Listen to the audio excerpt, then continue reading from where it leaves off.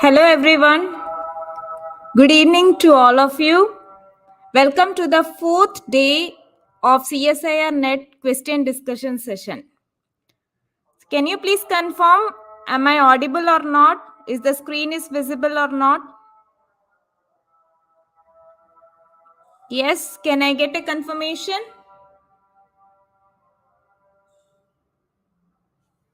Is it clear, loud, audible? Can I get confirmation from your side? Okay, thank you so much Ashwini for confirming it. So, your unit 1, 2, and 3 is done for now. Now, what is remaining units? That is, today we are going to discuss about unit 4. Now, what is unit 4? Unit 4 is all about cellular communication and cell signaling. So, before getting into the question discussion session, can you say like how was the exam for you? Like the questions that came from unit 4, was it easy for you? Was it moderate, or you were able to answer it? Means what was your difficulty level? Yes, Divya, Ashwini, your answerable questions, or you find it tough? Of course, some questions I agree that it was damn easy, specifically speaking from part B, right? You got very direct questions from part B. Even part C also, few questions were direct. Of course, some experimental questions were there, which you need to think and apply logically, right? Agree with me? Yes, everyone? Okay, so we can move on to the first question. Now, what is the first question? The cytoplasmic domain of the receptor of which of the following proteins does not function as tyrosine kinase? And your options are epidermal growth factor, platelet derived growth factor, insulin, and acyloglycoprotein. So, what was the correct answer for this question? Is it epidermal growth factor, platelet derived growth factor, insulin, or acyloglycoprotein? A very direct question. Yes, Pooja, you have already given the answer. What about others? What is the correct answer for this question? Blindly, anyone who is having the rough idea about receptor enzymes definitely will be able to give the answer. Yes, what about Divya and Ashwin? Did you not attend the question? Others? Yes, the correct answer is 4. Now, why it is 4? Because acyloglycoproteins are nothing but it is your extracellular receptors. And upon binding with the ligand, they will undergo endocytosis. Moreover, they have cytoplasmic tyrosine residues instead of receptor containing tyrosine residues. Meaning what? See, here in this question, they have asked cytoplasmic domain of receptor. You know that receptor is having two domains. One is extracellular domain, another is cytoplasmic domain. So they are asking about cytoplasmic domain. But when it comes to acyloglycoprotein, they do not have any kinase activity in the cytosolic domain. But yes, they have some kinases present in the cytoplasm that may get activated. So that's why this is your incorrect answer. So if you remember from a Leninger book, this is what a picture given, wherein you can find that around 90% of the growth factors, they will undergo receptor tyrosine kinase activity. So be it your insulin receptor, vascular epidermal growth factor receptor, platelet derived receptor, epidermal, neuronal, fibroblast, all these growth factors, you will find that they are having tyrosine kinase in their cytosolic domain. So I mentioned 90%. I did not said 100% because here also you will have some exceptional cases.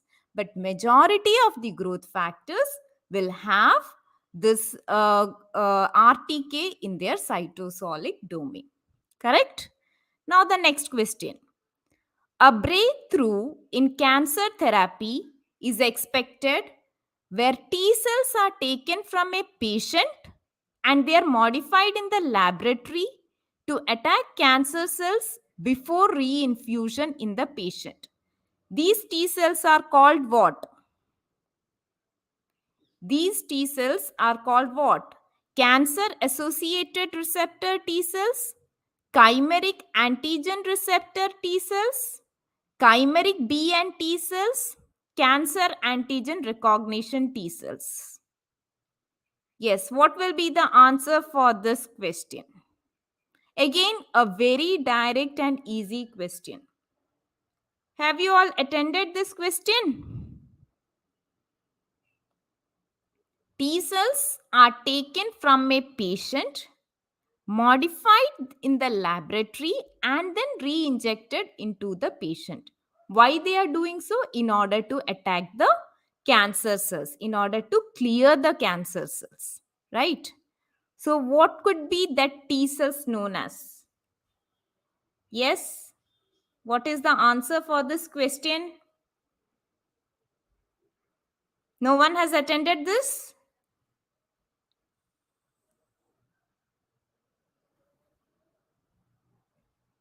Can I get the answer? See, the correct answer over here is answer 2. Now, what is this 2? 2 is about chimeric antigen receptor T cells. Okay. So, chimeric antigen receptors is otherwise known as chimeric immunoreceptors, is otherwise known as chimeric T cell receptors, is otherwise known as artificial T cell receptors. Now, what are these kind of receptors? These are the receptor proteins which has been engineered to give the T cells new ability to target a specific protein. So what happens in this case? The T cells are undergoing modification. Okay. And why do you call it as a chimeric? Because it has both antigen binding site as well as T cell activating function together present within a single receptor. Okay. I hope so this clears you, Astha. Why the option 2 is the correct answer. Not only that, this therapy, I mean this CAR we say chimeric antigen therapy, is a kind of adoptive immunotherapy. What happens in that case? As I said you before, we have got T cells and these T cells will be given to the patients in order to fight against cancer. So what they will do, T cells will be taken from the patient's own blood or from the corresponding tumor tissue. They were grown in large numbers within the laboratory and then re-injected back to the patient. Sometimes manipulations are also occurring within the T cells. Why they are manipulating it? To make them better able to target the cancer cells and kill them. Okay. So this is what the answer for the question. Next, just reminding you, as you all know, Shaurya batch has started. We have some few slots left in this batch. Try, think properly and enroll to this batch so that you can achieve your dreams of clearing the CSIR. You will have rate classes.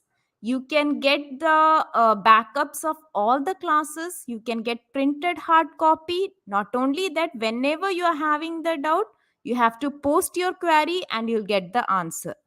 Other than that, if you want further information, you can call us in this toll free number 1800 1200 or 08050997000. Okay, fine. So moving on to the next question. Which of the following is the causative agent of filariasis? Listeria monocytogenes, Cryptococcus neoformans, Francilla tularensis, and Drugia malai.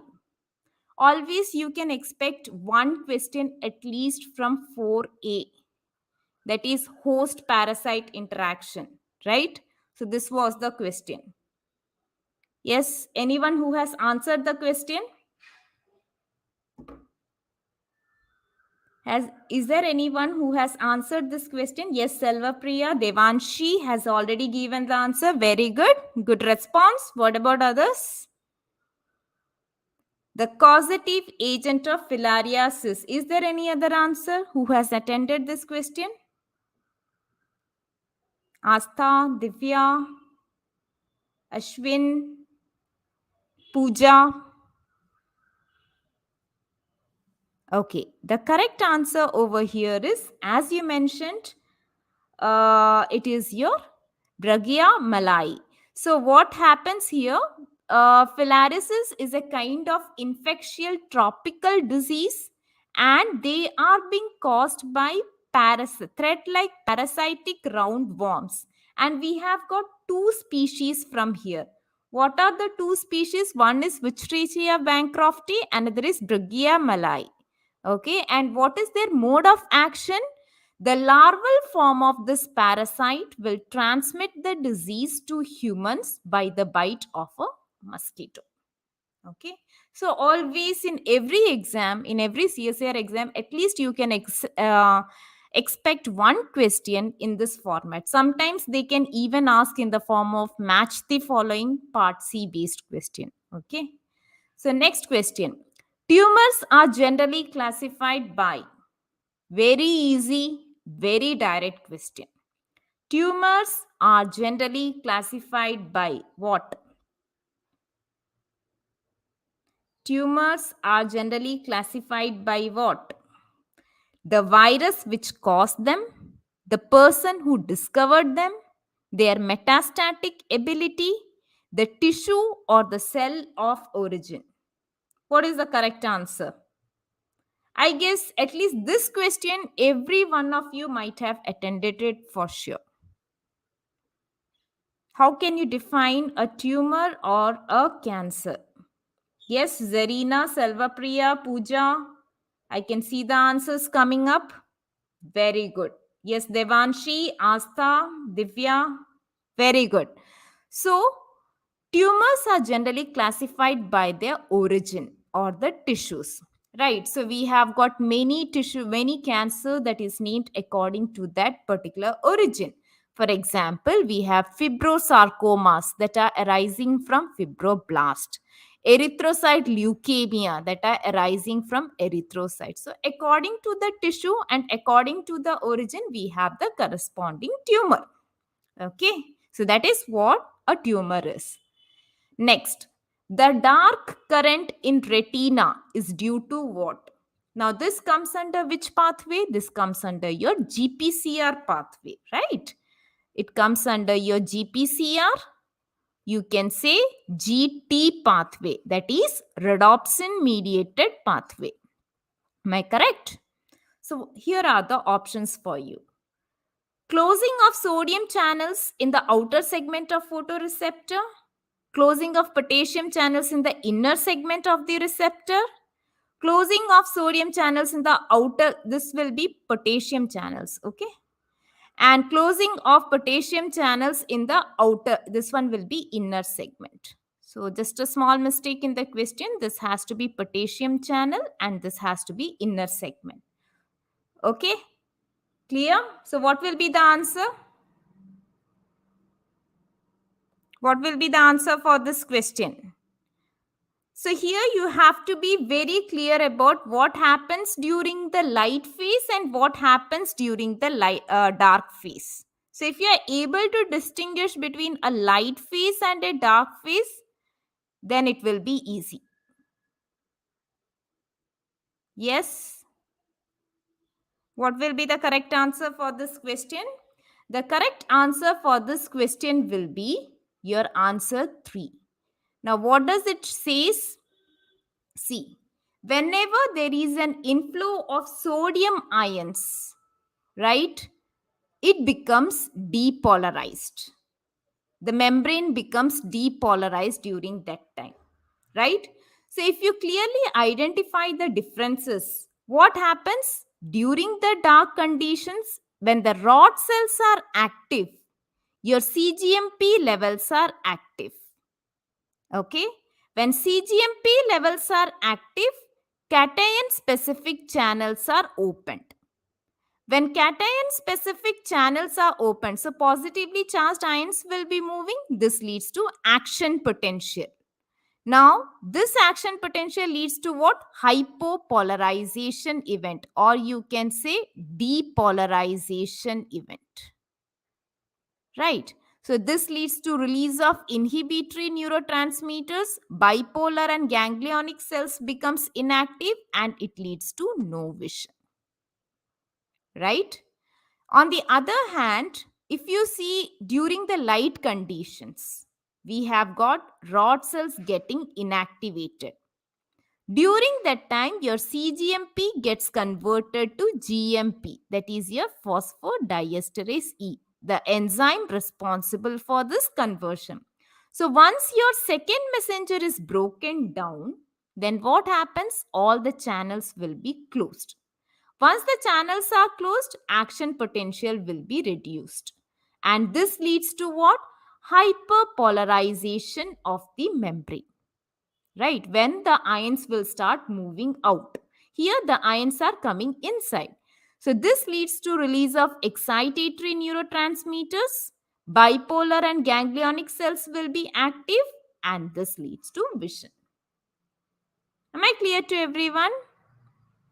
GT pathway. Are you able to understand everyone? Yes? Have you all attended this one? Very easy and direct question. Actually, every CSIR exam, you will find that a question is mandatorily coming from this GT pathway in any format. Last session, if you see, you got it in the form of match the following. So every session, GPCR pathway is one such expected question from signaling portion. Next question. Following statements have been proposed for cancer cells and cancer stem cells. Now, cancer cells mostly have mutations, whereas cancer stem cells do not. Cancer cells divide to form two different population of cells, whereas cancer stem cells do not divide. Cancer stem cells can undergo self-renewal, whereas cancer cells cannot. Cancer cells are predominantly resistant to chemotherapy and radiation. Last one, the stem cells, that is cancer stem cells, are found only in the bone marrow and placenta. You have to find the correct combination of statements. Find it out. What is the correct combination? Yes, have you all attended this question? This is a 4 marks question. Of course, with some basic idea, you will definitely able to give the answer. Yes, very good, Selva Priya. What about others? Lipsa Priya, Debanjan, Divya. Okay. Others? What is the answer?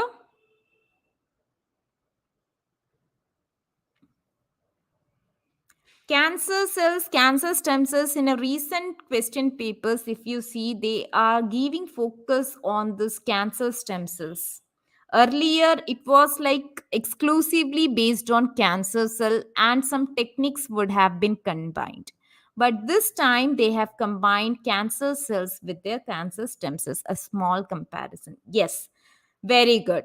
Yes, Ashwin, the correct answer over here is 1. Right? Statement C is completely correct. Now, what is statement C? Cancer stem cells can undergo self-renewal, whereas cancer cells cannot undergo. That is obvious thing, right? Do they have the property of self-renewal? No. Then, A was cancer cells mostly have mutations, whereas cancer stem cells do not have mutations. right? It's evident that stem cells can mutate to form cancer stem cells. However, you don't have any direct evidence of mutation. So, this work is still going on. That's why we cannot come to a conclusion over there. That's why we can, by looking into different statements, we can conclude that it's your A and C considered to be the most appropriate answers. And obviously, this is an incorrect answer. Cancer cells divide to form two different population of cells. That is not possible, right? Cancer cells means what? They are just undergoing divisions. They are not giving rise to different populations of cells. And what is mentioned over here? Cancer cells are predominantly resistant to chemotherapy and radiation. Yes, some cells definitely they are resistant, but not all. Because if all the cancer cells are resistant to these therapies, then what would happen? Cancer cells would not have been treated at all, right? But that is not the case now. And the last point was cancer stem cells are found only in the bone marrow and placenta. Well, again, here also there is a question mark. Because in some papers, you will find that this cancer stem cells origin is considered to be the stem cells only, which upon mutation they will give rise to. And in some paper, some group of people, they are arguing that these are nothing but somatic cells undergoing mutation. So origin and their location, it is still under investigation. So that's the reason A and C is the correct combination over here. Okay. Next question. Localized increases in the cytosolic levels of free calcium level are critical to its function as second messenger. You know that calcium ions are considered to be a second messenger. Calmodulin, a small cytosolic protein, mediates many cellular effects of calcium. Now, you have to find out the incorrect statement with respect to calcium-calmodulin interaction. First option, each calmodulin molecule binds to 6 calcium ions in a cooperative manner. Second option, binding of calcium causes calmodulin to undergo conformational change, which leads to active calmodulin. Third, since binding of calcium is cooperative, a small change in the level of cytoplasmic calcium will lead to large change in the level of active calmodulin. Fourth, one of the many enzymes activated by calcium calmodulin is your CAMP phosphodiesterase, which degrades the CAMP and helps in connecting calcium and CAMP signaling together. Find out the incorrect statement. Simply in this question, if you remember the structure of calmodulin protein, you will be able to answer this question. Yes, what is the incorrect statement for this question? Very good, Selva Priya, Ashwin, Devanshi, Zarina. What about others? Yes, Divya. You can see the correct answers popping up. Any other answers? I guess no one might have left this question. Now, again, you see, this is such a simple question and they have given in the form of a 4 marks. Anyone can answer this question. If you have a basic understanding of what is a calmodulin protein is, definitely you will be able to give the answer over here. Am I correct? Yes or no? So here comes your answer. The answer key is 1. So what is the incorrect statement over here? Why it is incorrect? Because calmodulin protein is having only 4 calcium binding sites, not 6. I will show you the picture. See, this is your calmodulin protein. You have got a C-terminal domain and you have got an N-terminal domain, right? And each domain will have 2 calcium binding sites. Here 2 calciums are bound and here also 2 calciums are bound. And these calciums are embedded within the calmodulin by a loop of 12 amino acids, in which we have aspartate and glutamate side chains forming ionic bonds with calcium ions. And another point to be considered over here is this C-terminal part, that is, this part will have more affinity towards the calcium ions compared to the N-terminus. Okay, so this is a picture which shows when a protein, when your calmodulin will go and bind to a peptide. Okay, so I hope so it is clear, and I can see all of you has given the correct answer. Very good. Next question. Consider the 4 results that we are obtained from immunophenotyping of human breast cancer cells. So you have got 4 representations and you have to find out the correct result. What is that? B represents a plot that denotes a high percentage of cancer stem cells present in the breast cancer cells. Second, D denotes a plot where dual positive cells will predominate, representing the dead cells. Third, A denotes a plot where only cells stained with CD44 and CD24 are observed. Fourth, C represents a plot where only fibroblastic cells are present. Now, this is a combination of your techniques with cancer cell. So, what is immunophenotyping? Can anyone say what the answer you gave and what do you understand by immunophenotyping? Immunophenotyping means what? Anyone? Yes, Rupa, Divya, Salvapriya, Ashwin, Devanshi. What do you understand by immunophenotyping? Once you understand this, you can easily correlate why it is given PE anti-CD24, why it is given FITC anti-CD44. Yes? No one? See, basically immunophenotyping is a process in which they are using antibodies. Okay, antibodies are being used in order to recognize the corresponding antigens, or you can say the surface markers. Okay, so that is known as the immunophenotyping.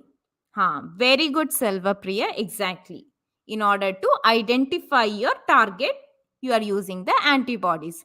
So here you are having phycoerythrin anti-CD24, FITC, that is fluorescent isothiocyanate anti-CD44.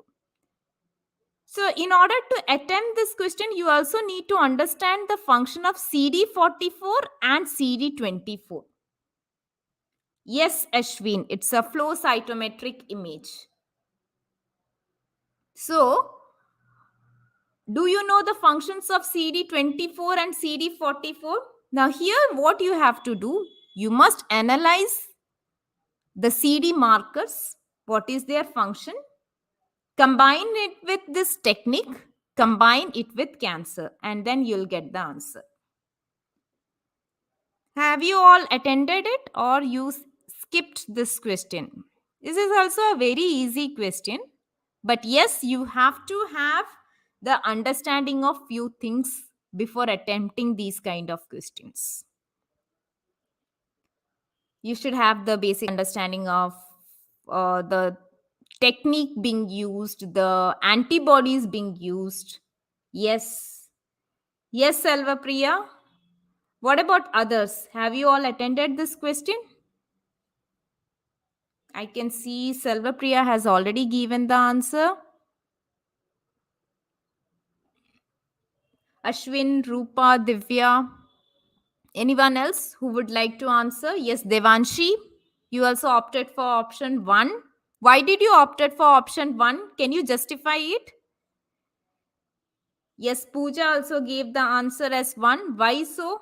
So, what does one indicates? B represents a plot that denotes a higher percentage of cancer stem cells within the breast cancer cells. That means you all are saying option B is the correct. Yes, Kavita, I can see your answer as well. But anyone can brief out why we are choosing as option B. Why not option A? Why not A plot? Why not C? Why not D? Anyone? Yes? Anyone? C. First thing is that, as you said, the answer is correct. So let's find out the function of CD44 and CD24.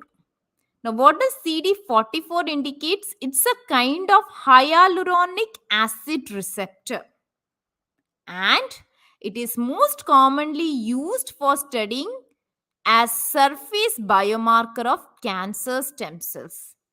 At the same time, it is also a regulatory factor of epithelial mesenchymal transition programs. So, obviously, when we are saying EMT, it is a fundamental or a basic characteristic of a cancer cells, right?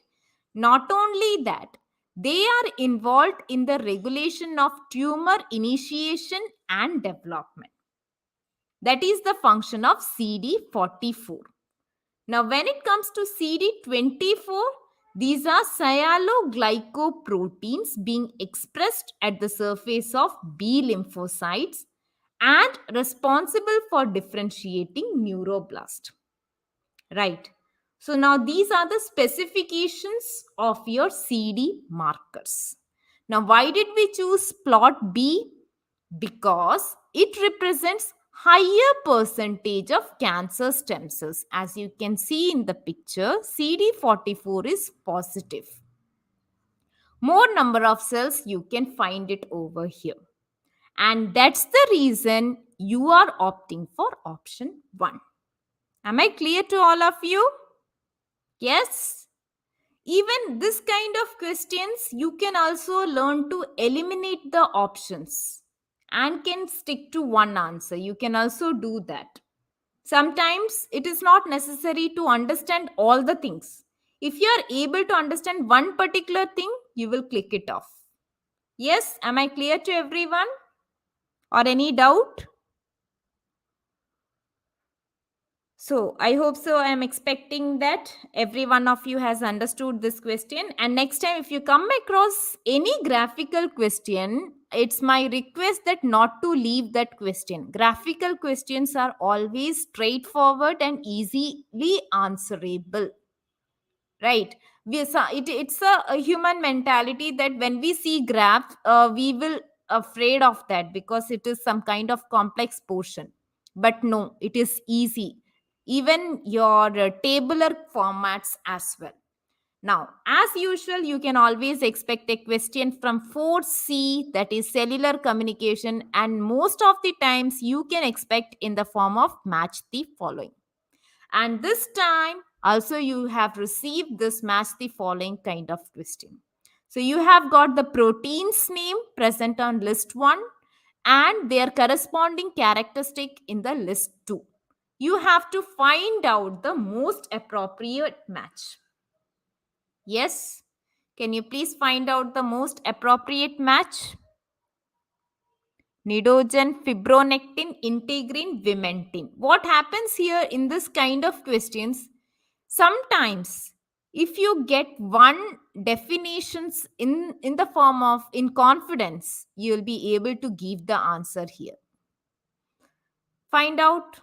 In human genome, one gene of this protein is present, but many different isoforms are there due to alternative splicing.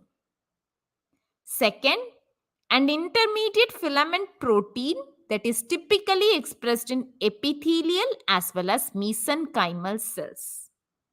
Third, one of the principal structural proteins present in basal lamina. Fourth, it's an heterodimeric protein of alpha beta subunit that can bind to your ECM protein. What could be the answer for this question? Yes? Have you all attended this question or left? This is also very easy, and as I said you, if you know one definition, you will be able to click the answer. You don't have to struggle too much over here. Yes? Anyone who has attended this? Okay, Selvapriya has given the answer. What about others? Ashwin, in that graph, actually, if you remember, there is more number of cells towards your anti-CD44, right? So that's the reason you are opting for plot B.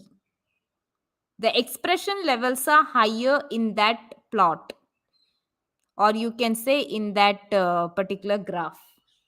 Yes, Kavita, Selvapriya. Kavita, what did you mention? CC? Zarina, 2 or 3? Why there is a confusion between 2 and 3? Selvapriya has opted for 3. Okay. Yes, any more answers? Vimentin is expressed in mesenchymal cells, you are saying. That's the reason you have opted for this option. Yes, you can say. That's what I'm saying. Try to find out at least one option which you are confident on. Then you will be able to click on answers. And to be honestly speaking, the questions that come from cellular communication is easily answerable. And you are going to get 4 marks out of it. You did not appear, no issues, but at least by viewing the questions, you will have some idea what kind of questions are being asked in the exam. Yes, Amit? Any other answers from you all I can expect? Ashwin, Devanshi, Pooja, Divya? Anyone else would like to answer this question? The correct answer over here is, as you all mentioned, as many of you has mentioned, answer key 3. Now, here if you see integrin, many of you might be aware about the structure of integrin, right? Integrin is made up of what? It is made up of 2 dimers, that is 2 subunits, alpha and beta. In fact, this alpha and beta is present in different combinations as well. And if you have studied cellular communication in details, you will remember you will have this different combinations of alpha 6 beta 4 giving much more importance. Why? Because this is present in hemidesmosomes, right, of epithelial cells. So C for 4. So C for 4 you got. You can easily eliminate other 2 options. This is just for simplicity I am saying.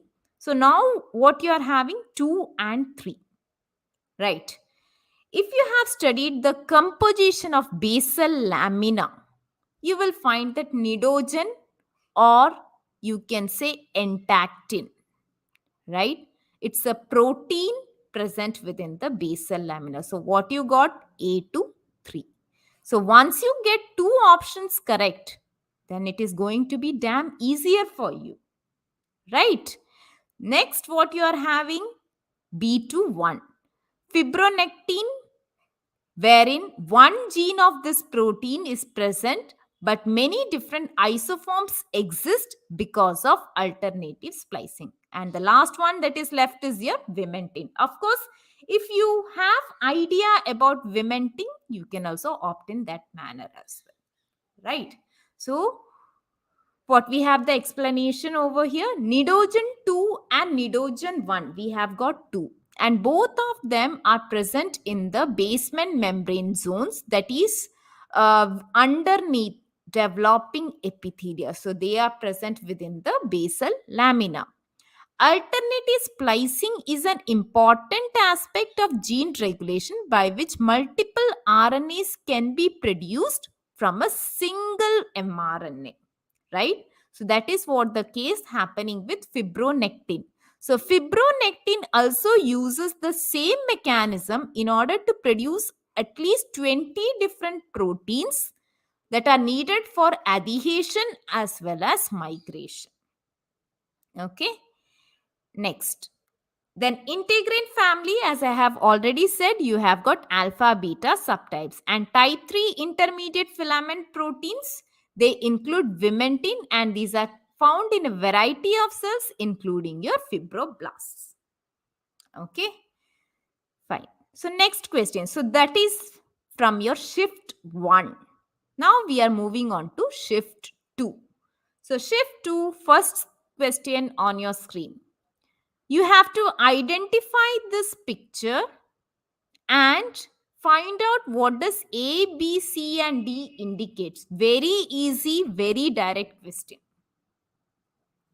Here they have not mentioned ligand or receptor, but yes, they have mentioned about the consequence of this pathway. The consequence of this pathway is cellular proliferation.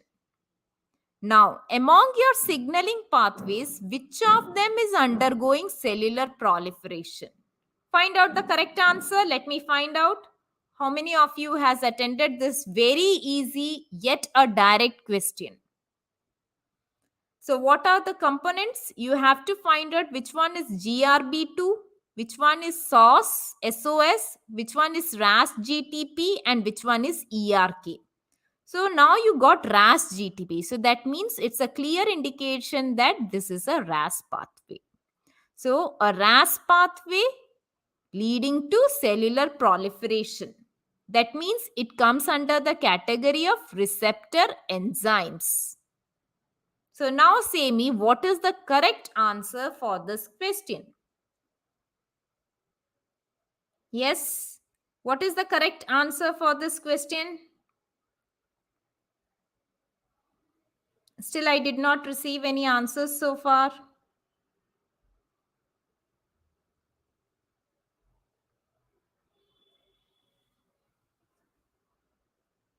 Yes. No one has attended this question. If you remember simply that flowchart of a signaling pathway, you will be able to get the answer very quickly. Yes, Nurjahan, you have given the answer. What about others? Others?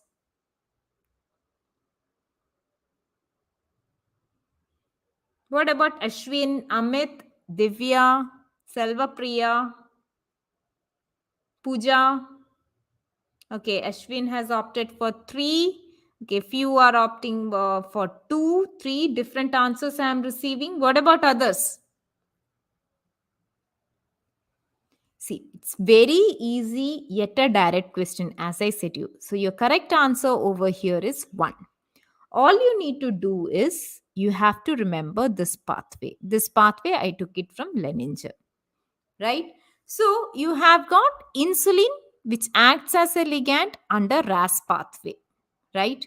Insulin comes and binds to the receptor. So it is having alpha beta subunit. Your receptor will undergo autophosphorylation. Okay, no issues, Zarina. I hope so. You will get your answer now. Once they undergo autophosphorylation, the substrate that gets phosphorylated will be your IRS1. So they will be interacting via PTB domain, right? Because you have got different domains present over here.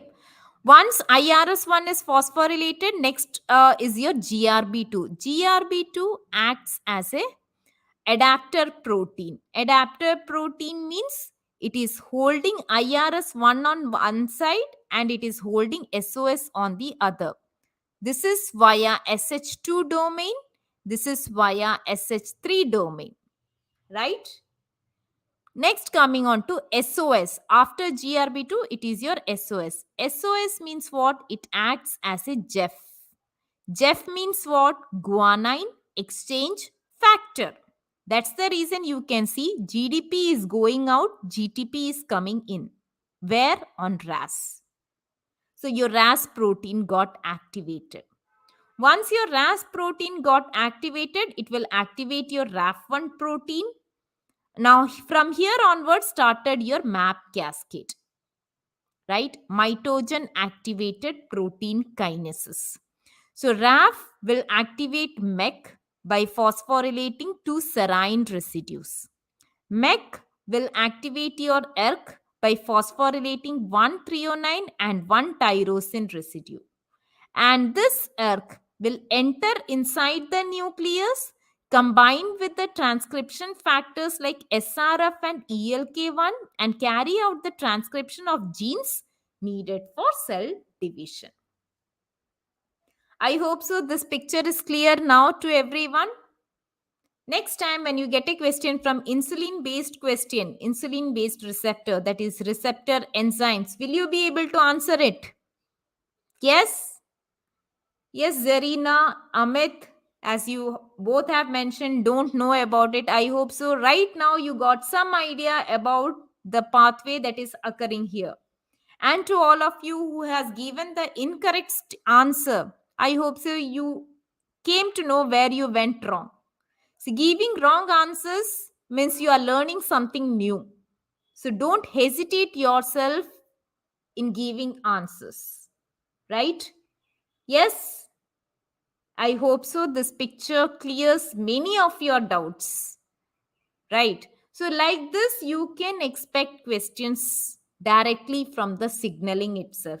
So, never ever leave the flowcharts of signaling. These are very important from examination point of view.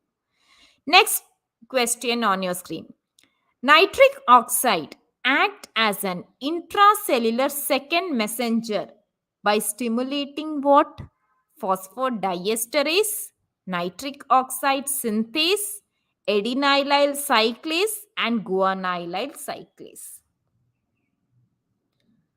Nitric oxide act as an intracellular messenger, second messenger, by stimulating what?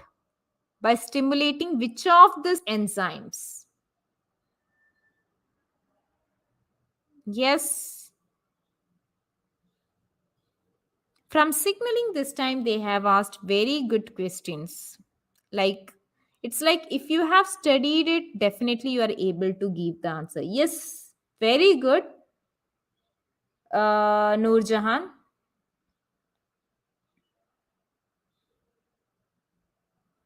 Full form as such, it is not there. It is a kind of GT paces, monomeric GT pace, Zarina. RAS protein, that is the name of the protein only.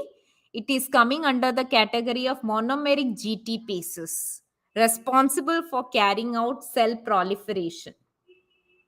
Okay. Yes, any other answer can I expect from you all? I got only one answer so far who has given as option 4 as the answer. Is there any other answer? Is there any other answer can I expect? Yes, whoever has attended. Yes, Kiran, Selva Priya, Ashwin. See, we have got, as mentioned by Noor Jahan, this is the correct answer. That is, answer key is 4. Now, what happens here, we have got two types of GC. Okay, guanylyl cyclase is of two types. Now, what are the two types? One is membrane bound GC. Okay, and another one is soluble GC. And the soluble GC example is your nitric oxide,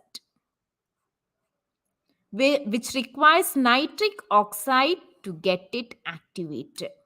When it comes to and they are normally bound with what? They are bound with iron. So this nitric oxide bind with this iron group and helps in the activation of GC. Right? Membrane bound, what are the stimulants over here? You will have ANF can act as a stimulant, that is atrial natriuretic factor.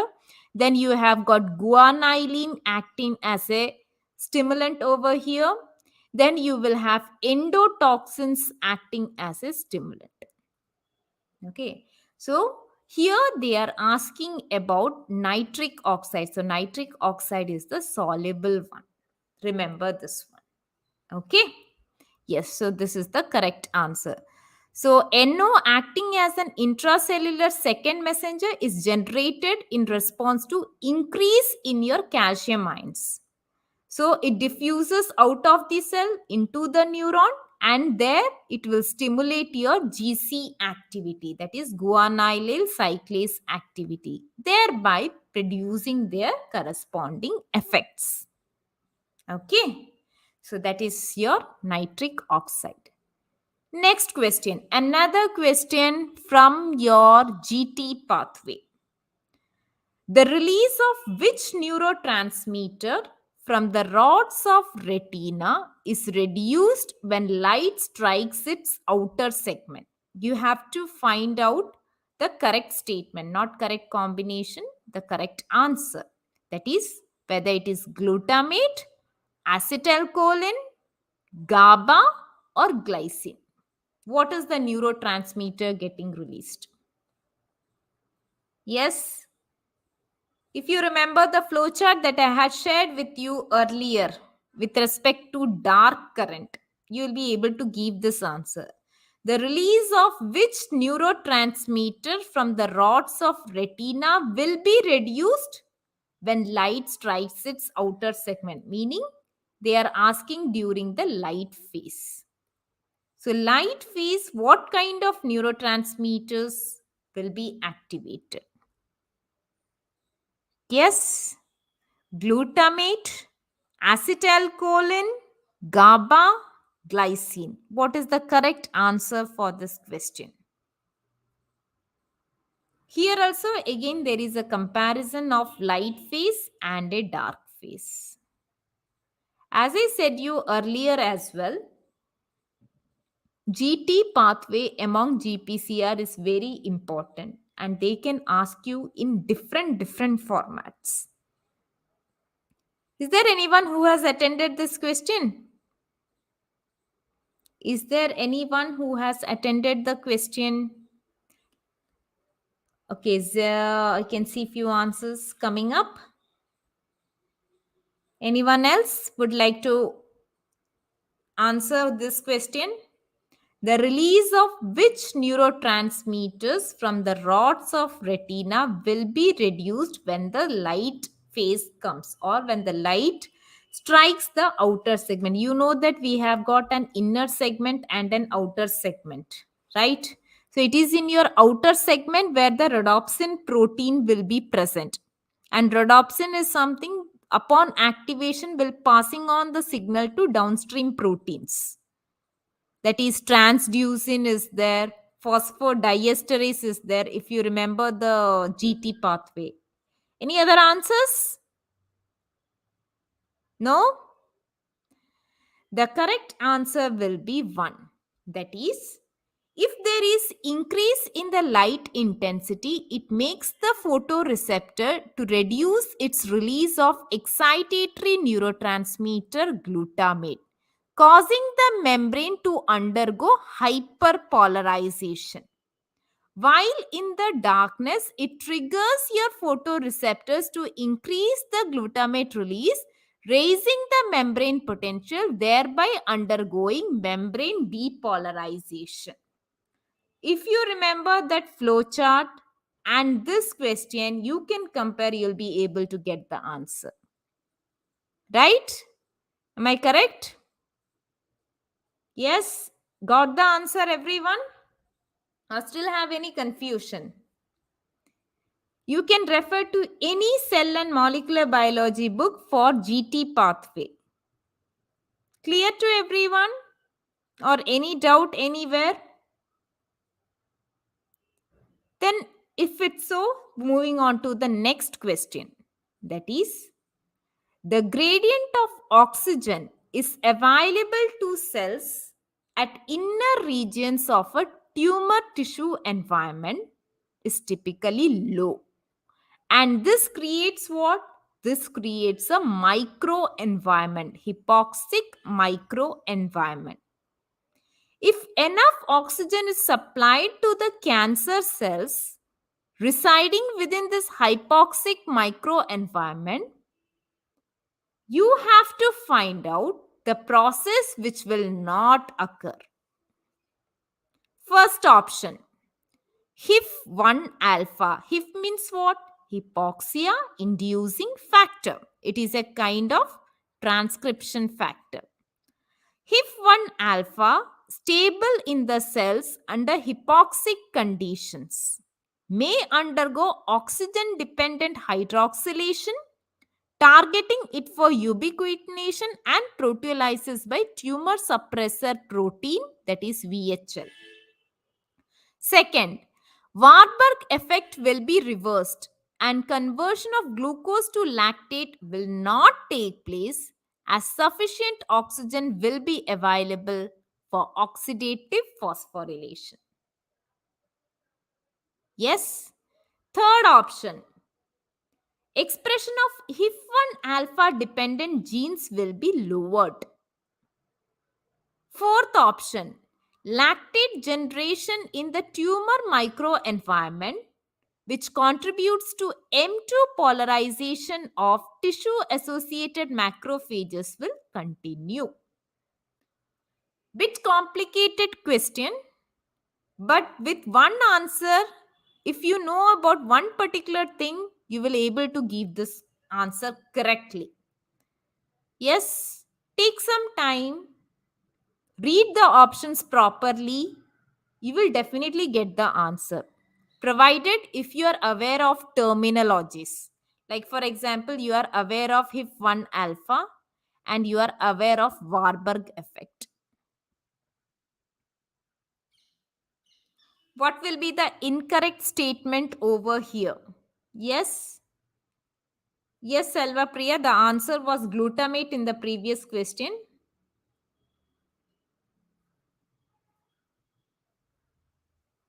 Anyone who has answered this question in the exam?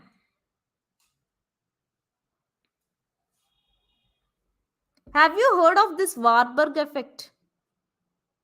Anyone who has heard of Warburg effect? Do you know what a Warburg effect is all about? Still, I'm not getting any answers from your side.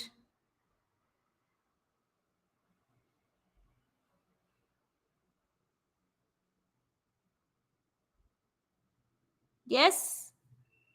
No one knows? No one is having any idea about this? So that means you have not attended this question in your exam. Actually, again, this is an easy question provided if you know what is a Warburg effect. Now, why did I said so? See, the correct answer is 2. If you simply know what is the definition of Warburg effect, you can get easily 4 marks here. What is mentioned over here? Warburg effect will be reversed and conversion of glucose to lactate will not take place as sufficient oxygen will be available for oxidative phosphorylation. See, we have got 2 types of effects. One is Pasteur effect, another is Warburg effect. So Warburg effect means what? There will be increase in the rate of glucose uptake and preferential production of lactate even when oxygen is present. Right. What do you understand by Pasteur effect? Pasteur effect means inhibition of glycolysis in the presence of oxygen. So when there is an oxygen, oxygen will inhibit glycolysis. That is known as Pasteur effect. So basically glycolysis takes place under anaerobic conditions, right? But when it comes to Warburg effect means where there is decreased Pasteur effect. Decreased Pasteur effect means oxygen has got no role over there. Means whether oxygen is present or not present, they are not going to inhibit glycolysis. Like glycolysis is independent of oxygen. But in this case, if oxygen is present, which occurs in normal condition, it gets inhibited. Is it clear? You are not aware of these terminologies, Pasteur effect and Warburg effect? Pasteur effect, which occurs naturally, that is inhibition in the presence of oxygen. But Warburg effect can be seen only in case of cancer cells, wherein we have got more of glycolysis whether oxygen is present or not present.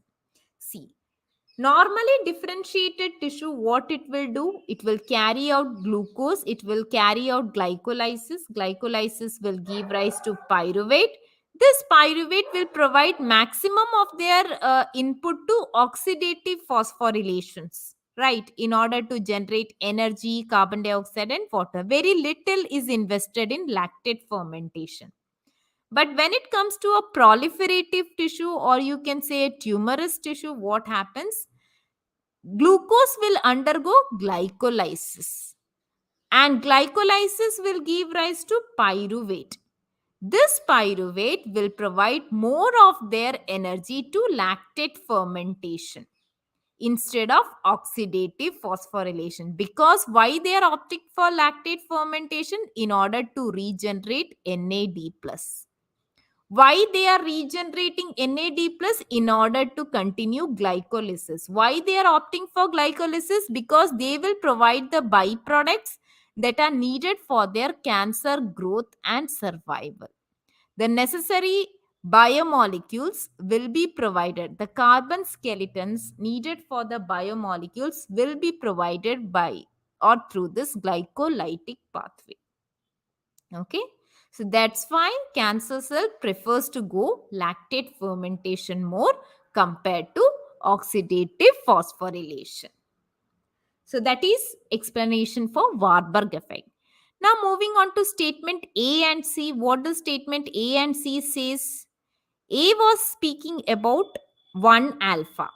That is, they are stable under hypoxic condition, but it may undergo degradation, that is oxygen dependent hydroxylation.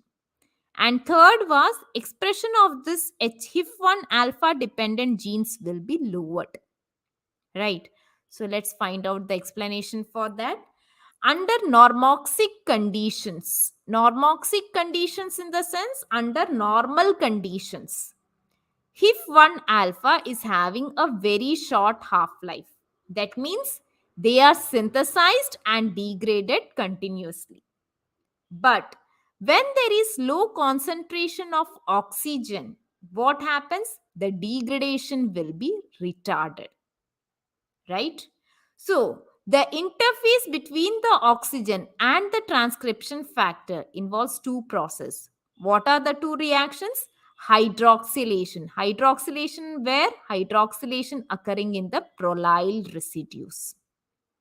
In the oxygen dependent degradation domain present within the alpha subunits. That's what I mentioned. So this hydroxylation being regulated by whom? Being regulated by your VHL, that is your tumor suppressor protein. Now, this can be the recognition component of E3 ubiquitin ligase. You know about E3 ubiquitin ligase, what they will do? They will add tags to the proteins that needs to be degraded. So, upon recognition, VHL will be adding, they will be adding the tag and target the HIF1 alpha protein for degradation. Right. So, in this, you are very much clear about what happens in statement A and statement C. Now, what about statement D? They have mentioned about M2 phenotype. What is this M2 phenotype all about? Anyone having the idea what is this M2 phenotype is? Actually, we have got two types of macrophages. Okay. One is M1 macrophage, another one is M2 macrophage. M1 macrophage is the normally expressive one, meaning that is responsible for producing pro-inflammatory cytokines that may occur due to the exposure to any kind of LPS or anything like that. What about M2? M2 will be responsible for producing anti-inflammatory cytokines. Anti-inflammatory cytokines means in the form of interleukin 4, interleukin 3, etc. Right? So that is the difference between M1 and M2 macrophages. So, lactate will be produced by anaerobic glycolysis of tumor cells in oxygen deprived areas, meaning wherever the oxygen not present. And this is the inducer of M2 phenotype, right?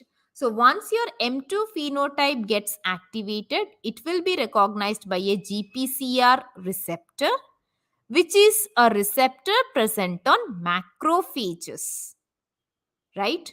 Then we have got tumor associated macrophages, that is known as TAMs, that is responsible for creating this microenvironment, that is your N2, that are responsible for producing the cytokines, chemokines, growth factors, and triggering inhibitory checkpoint proteins in order to release T cells.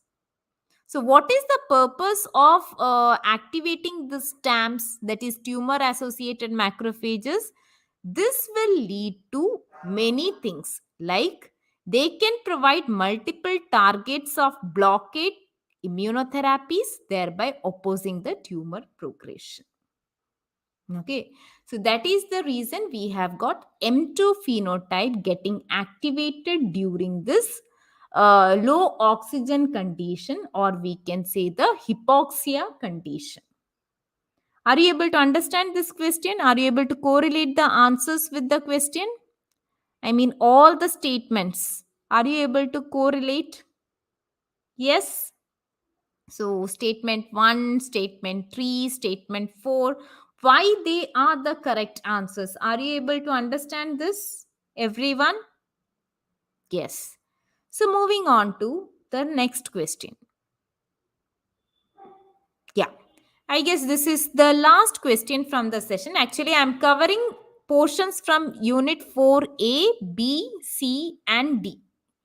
So, although a majority of GPCRs will act through AC, that is your adenylyl cyclase, many of them exert their effects by activating the plasma membrane bound enzyme, that is PLC beta. Now, these receptors will activate the so-called inositol phospholipid signaling pathway mainly via a G protein called GQ. This will activate PLC beta in the same way like GS activates AC.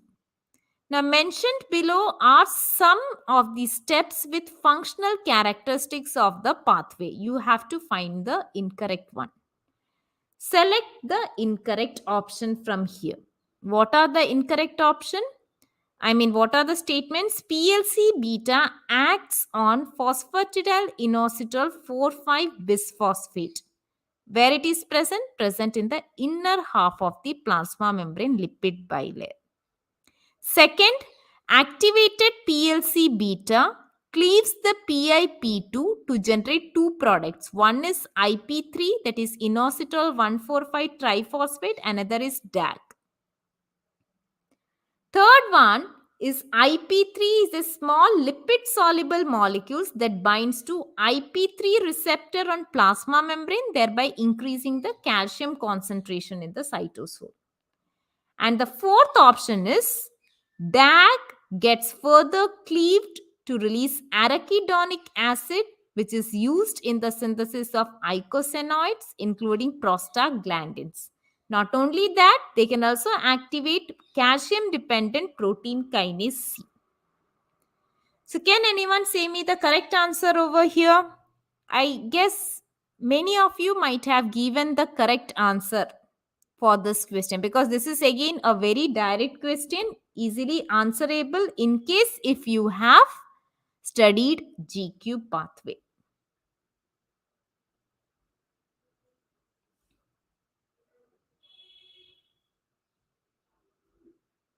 Yes? Are you able to understand the question? Are you able to correlate the question? if you simply know the PLC pathway, you will be able to answer it.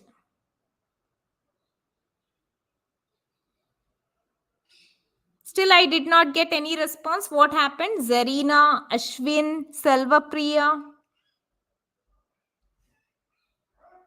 Yes. Anyone who has attended this question? No one has attended this question.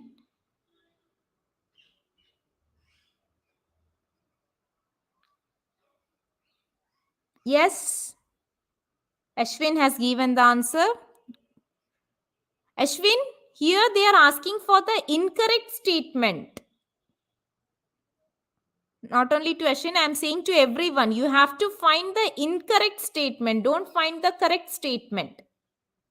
So you have got all the 3 statements are correct over here. Only one statement is incorrect over here. What is that incorrect statement? What is that incorrect statement?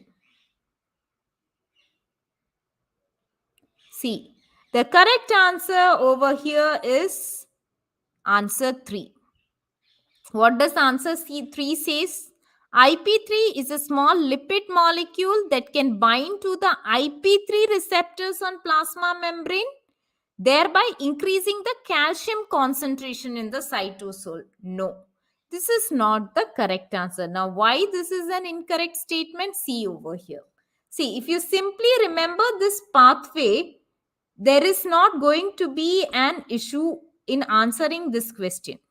See, what we are having? We have got a hormone, and this hormone comes and binds to the corresponding receptor. So upon binding to this receptor, what happens? As usually, your G protein will get activated. Once your G protein get activated, what happens? The G protein will help in the GDP GTP exchange. Right. Upon activation of G protein, GDP GTP exchange will be occurring. So now what you got? G alpha GTP. Now what does this G alpha GTP will do? This will go and bind to your phospholipase C. Now this phospholipase C is your effector protein. Okay. Now this effector protein will lead to the hydrolysis of PIP2. Right? It cleaves your PIP2 into 2 parts. That is IP3 and DAG. Now, what is the function of IP3? IP3 will help to go and bind to specific receptor-gated calcium channels. Where the calcium channels are present? Within your endoplasmic reticulum. So, that will help in the release of calcium ions. Right? Now, meanwhile, the another byproduct you are having is diacyl glycerol. What does this diacyl glycerol will do? This diacyl glycerol along with the cytosolic calcium ions will go and activate protein kinase C. Where this protein kinase C is present? The surface of the plasma membrane. Now, once your protein kinase C got activated, this will go and phosphorylate your target protein, and this will generate the response. Right? So that is what being asked over here. So if you see in this session, in this question, this is correct. PLC is acting on your PIP2. And once your PLC is activated, it will cleave your PIP2 into 2 products. But IP3 is a lipid soluble molecule that is not bind to your IP3 receptor on plasma membrane. Rather, here it should be endoplasmic reticulum. Right? Then, fourth option was DAG gets further cleaved to release arachidonic acid. Yes, you have got some lipases present that will help in the degradation of DAG in order to release this arachidonic acid. And this arachidonic acid, you know that it is the precursor of eicosanoids. Right, eicosanoids like prostaglandins. So they can be used over that. At the same time, DAG will activate your protein kinase C. That is what's seen over here. DAG is responsible for activating protein kinase C, thereby leading to the corresponding response. I hope so. This picture is clear to everyone? This explanation is clear to everyone? You realize, you understood why certain statements are correct and why only one statement is incorrect? Yes? Yes or no? Did you all understood where you went wrong, where you have to work on?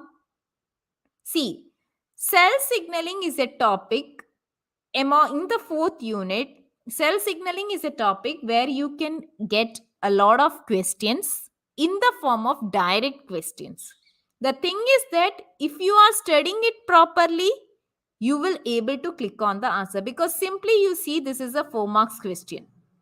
If you remember this pathway, no one can stop you from fetching those 4 marks, and who knows that 4 marks will be useful for you to get your JRF, right? So small basic things will definitely help you out in making your dreams come true, right? So with this note, I am winding up the session. I hope so you have enjoyed the session. You have understood where you went wrong and where you have to work on. All those things you have understood.